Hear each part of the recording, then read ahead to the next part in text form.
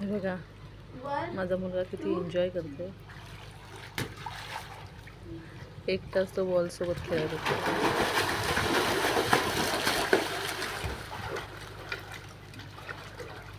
कारण तो पोहायला शिकलेला आहे म्हणून तो पोहून घेतो.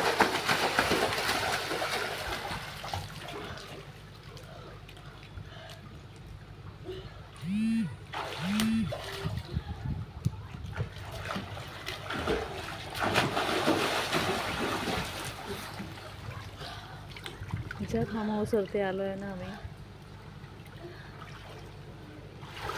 त्याच फार्म हाऊसचं स्विमिंग पूल आहे.